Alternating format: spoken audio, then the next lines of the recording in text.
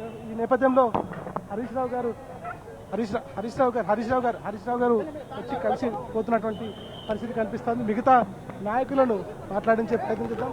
వీళ్ళంతా కూడా కేటీఆర్ గారు విచారణకు హాజరైనటువంటి నేపథ్యంలో మొత్తానికి కేటీఆర్తో పాటు ఇతర నాయకులు వాళ్ళంతా కూడా ఇక్కడికి హాజరయ్యి ఇక్కడ కొంత గలాటా జరుగుతున్నటువంటి పరిస్థితి కనిపిస్తూ ఉంది. ఈ నేపథ్యంలో ఇక్కడికి వచ్చినటువంటి వాళ్ళందరినీ కూడా అడ్డుకున్నటువంటి సందర్భంలో హరీష్ రావు వాళ్ళను అడ్డుకోవడానికి వస్తున్నటువంటి పోలీసుల పైన మాట్లాడడానికి వెళ్తున్నారు. ప్రస్తుతం హరీష్ రావు గారు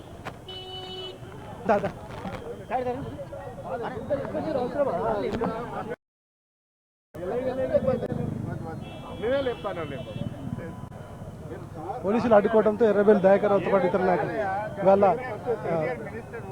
ఎమ్మెల్యేలతో పాటు మిగతా అందరూ కూడా ఇక్కడ చేరుకున్నటువంటి పరిస్థితి కనిపిస్తూ ఉంది. మొత్తం ఈ వ్యవహారానికి సంబంధించి అడ్డుకుంటున్నటువంటి పరిస్థితి కనిపిస్తుంది. హరీష్ రావు వాగ్వాదం కూడా కొనసాగుతుంది.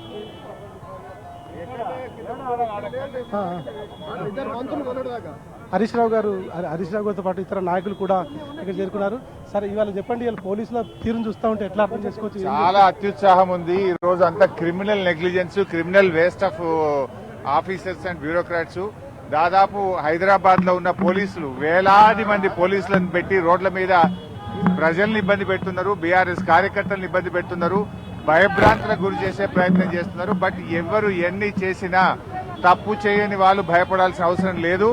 మేము తప్పు చేయలేదు. ఇది కేవలం రాజకీయ ప్రేరేపితమైన కేసు. రాజకీయ కోణములో కుట్రతో ఉద్దేశపూర్వకంగా బీఆర్ఎస్ నాయకులను ఇబ్బంది పెట్టాలని రేవంత్ రెడ్డి చేస్తున్న ఒక దుష్ట పన్నాగం. అందువల్ల ఇలా కేటీఆర్ గారు ఈరోజు ధైర్యంగా వెళ్లారు. ఉల్టా వాళ్ళని అడుగుతారు. ఎందుకంటే అనేక కేసుల్లో బీఆర్ఎస్ పార్టీ నాయకుల మీద దుష్ప్రచారం జరిగింది. ఆ రోజు ఎందుకు కేసులు పెట్టలేదు? ఆ రోజు మహిళలకు ఇబ్బంది జరిగితే, మహిళల ఆత్మాభిమానాన్ని దెబ్బతీస్తే కేటీఆర్ గారి మీద డైరెక్ట్ గా టీవీల్లో, పత్రికల్లో వార్తలు రాయించిన పోలీస్ అధికారులు రేవంత్ రెడ్డి మీద కూడా ఈరోజు విచారణ జరపాల్సిన అవసరం ఉంది. అన్ని విషయాలు కూడా బయటకు రావాలి. కావాలని రిటైర్మెంట్ కు దగ్గరగా ఉన్న అధికారులను సిట్లో పెట్టి, రిటైర్మెంట్ కు దగ్గరగా ఉన్న అధికారులను ఉపయోగించి ఇవాళ మా మీద రకరకాల ప్రయత్నాలు చేస్తున్నారు.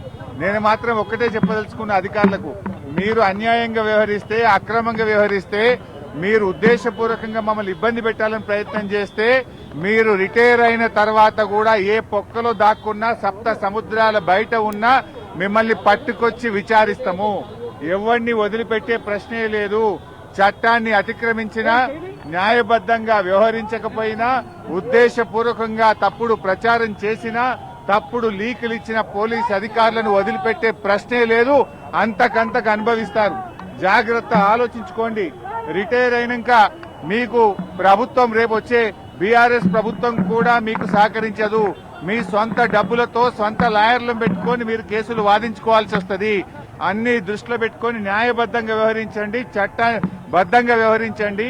రేవంత్ రెడ్డి దావోస్కెళ్లి ఆయన ఇచ్చే డైరెక్షన్ లో కాదు, మీరు చట్ట ప్రకారంగా వ్యవహరించండి. దావోస్ నుంచో, సిపి నుంచో, ఇంకొకరి నుంచో తప్పుడు సూచనలు, వాళ్ళిచ్చే ఆదేశాలను మీరు పాటించి చట్టాన్ని అతిక్రమిస్తే మాత్రం దానికి మీరే బాధ్యత వహించాల్సి వస్తుందని హెచ్చరిస్తా ఉన్నాం.